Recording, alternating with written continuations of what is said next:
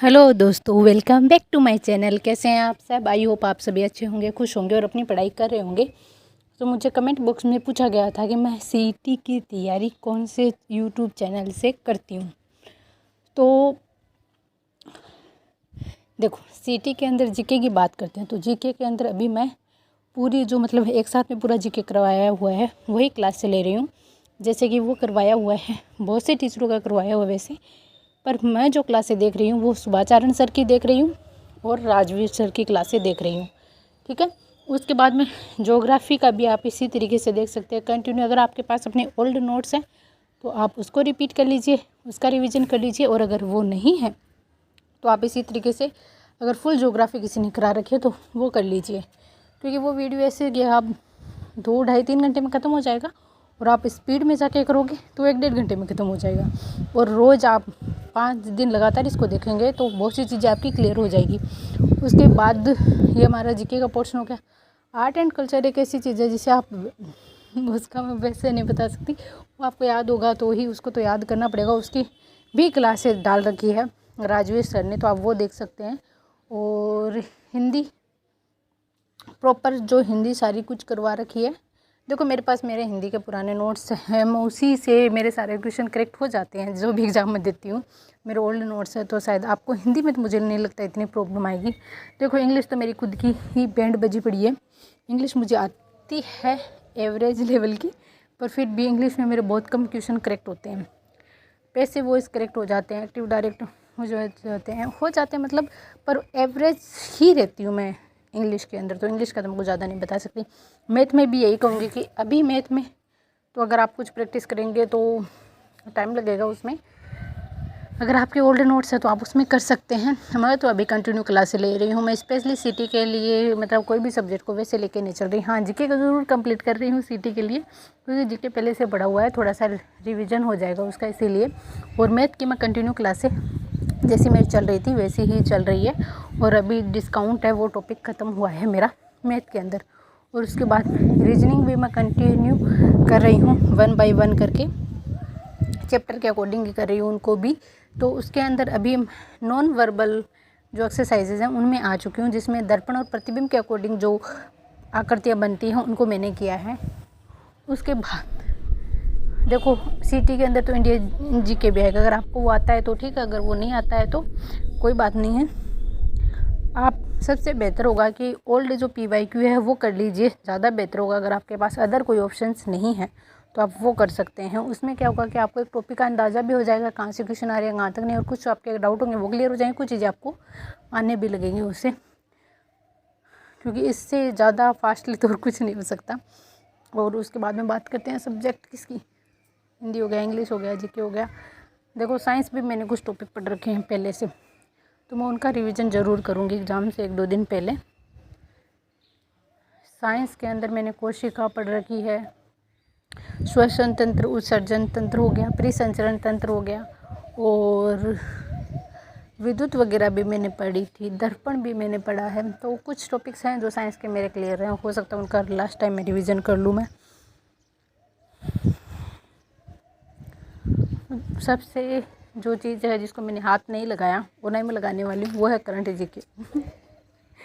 Current GK से पता नहीं मुझे क्यों डर लगता है। मैंने अभी तक हाथ नहीं लगाया किसी भी करंट जीके को, ना ही भारत के करंट जीके को हाथ लगाया, ना ही राजस्थान के करंट जीके को हाथ लगाया, पर इसको भी करेंगे। पहले मैं सोचती हूँ कि वो बोलते हैं ना, ये या तो आप 1 दिन का टारगेट लेके चलिए, या आप अपने टॉपिक जो है सब्जेक्ट जो उनका टारगेट लेके चलिए तो उनको कंप्लीट कीजिए। तो आप आगे का सोचिए। सब कुछ एक साथ में लेके चलोगे तो नहीं लेके चल सकते, आप एक एक करके ही लेके जा सकते हो। ये शायद आप लोगों ने स्कूल टाइमिंग में भी ये चीज़ें सीखी होगी। स्कूल टाइमिंग में भी हमें क्लास होती है, हमारी सब्जेक्ट होती है, तो वो भी चैप्टर बाय चैप्टर चलते हैं, तभी कोर्स पूरा हो पाता है। अगर बीच बीच में से कोई कहीं से भी कुछ पढ़ा दे, हम भी कहीं से कुछ पढ़ ले, तो उस तरीके से नहीं हमारा कोर्स हो पाएगा, नहीं कुछ और। इस तरीके से ना मैंने बीच में कुछ किया था, मेरा बहुत डिस्टर्ब हुआ था उस वक्त, जब मैं सोच रही थी ये पढ़ूँ या वो पढ़ूँ, फिर डिस्टर्ब हो जाती थी। इसी वजह से अभी मैंने ना कंटिन्यू चीज़ों को रखा है कि मैं किसी भी चीज़ में किसी भी प्रकार से डिस्टर्ब नहीं होंगी। कोई भी एग्ज़ाम आए किसी भी प्रकार का, जैसे पशु परिचर का भी एग्ज़ाम आने वाला है सीटी के बाद में, तो पशु परिचर के लिए भी मैं अभी इतना डिस्टर्ब नहीं होने वाली हूँ। हाँ, ये है ज़रूर है कि उसका सिलेबस अब जो विस्तृत रूप में उसे देखकर मुझे अच्छा लगा कि चलो 3rd ग्रेड की तैयारी हो जाएगी इसमें भी। और अभी कुछ सीटी का एग्ज़ाम हो जाए उसके बाद में हम प्लानिंग करेंगे पशु परिचर के लिए भी। देखो पार्ट 2 है, उसकी बुक ज़रूर मैं लेके आऊँगी क्योंकि उसका कोई भी मैटर मेरे पास में नहीं है पार्ट 2 का। पर पार्ट 1 उसका सारा मैटर हमारे पास में है, तो हम उसको बस सिस्टमेटिक ढंग से एडजस्ट करेंगे और मैनेजमेंट करेंगे उसका इस तरीके से ताकि हम उसका अच्छे से आंसर कर पाएँ। और ये कंटिन्यू हम जो पढ़ते रहते हैं ना, यही तैयारी होती है। स्पेशली अगर आप रियल में मैं बताऊँ कि अगर 2 या 3 महीने आप किसी एग्ज़ाम की तैयारी करते हो तो उसमें मतलब चांसेस इतने नहीं होते सक्सेस होने के जितने आप कंटिन्यू किसी एग्ज़ाम की तैयारी करते हो। किसी एग्ज़ाम की ना सही, अगर आप अपने बेसिक की तैयारी भी करते हो, अगर आप किसी सब्जेक्ट को लेके चलते हो, जैसे जीके मुझे 3 महीने में पूरा करना है, उसके बाद में मुझे 3 महीने में लैंग्वेज पूरी करनी है, उसके बाद में मुझे सब्जेक्ट पूरे करने, तो इसी तरीके से अगर आप चलते हो तब भी आप बहुत से एग्ज़ामों को क्लियर कर लोगे। देखो हमारे जो मैटर है 3rd ग्रेड लेवल 1 का, उसमें पहले भी आपने देखा होगा जब रीट पात्रता के अंदर जो मैटर आता है उसके अंदर भी सब कुछ आता है। हम कोई भी एक परमानेंट मतलब एक ऐसे सब्जेक्ट को नहीं छोड़ सकते जो हमें नहीं हमारे काम का नहीं है। और 3rd ग्रेड में भी यही है कि लेवल 1 वालों को तो सब कुछ ही पढ़ना पड़ेगा। उन्हें हिंदी पढ़नी है, इंग्लिश पढ़नी है, मैथ पढ़नी है, साइंस पढ़नी है, सामाजिक पढ़नी है, राजस्थान का जीके पढ़ना है, आर्ट पढ़नी है, कल्चर पढ़नी है, करंट जीके पढ़ना, क्या छोड़ने वाले हो तुम। तो सब चीज़ों को साथ में लेके चलो, कुछ छोड़ने जैसा तो कुछ है नहीं। और पढ़ रहे हो जिस तरीके से उसी ले में बस पढ़ते रहो, स्ट्रेस मत लो, टेंशन मत लो, और हो जाएगा सीटी का एग्ज़ाम 40%। देखो पिछली बार मैंने तैयारी बिल्कुल भी नहीं की थी, उस वक्त आपको पता है हमारे 3rd ग्रेड का पेपर था और उसके साथ ही ये जो सिटी का एग्ज़ाम आया था। सिटी का एग्ज़ाम 8 जनवरी को था और हमारा जो 3rd ग्रेड वाला था वो 26 फरवरी इस तरीके से कुछ तारीख थी उसको था। तो मैंने तो उस वक्त भी बिल्कुल भी तैयारी नहीं की थी इस सिटी की। बस मैंने ये था जितना भी इसमें से पढ़ा उसमें से हो जाएगा, होगा तो ठीक है, नहीं होगा तो ठीक है, हमें पता चलेगा अभी हम काम कर रहे हैं इस एग्ज़ाम के अकॉर्डिंग। तो वो मैं एग्ज़ाम देने गई थी और उसमें भी मेरा 40% उस वक्त ही क्लियर हो चुका था। तो आप ये मान के चल सकते हैं कि जब उस वक्त एग्ज़ाम दिया था, जब मानो हम तैयारी कर रहे थे 3rd ग्रेड की, उस वक्त में और इस वक्त में कितना अंतर आ चुका है। अभी आप और कुछ ज़्यादा चीज़ें सीख चुके हो, आप समझ चुके हो।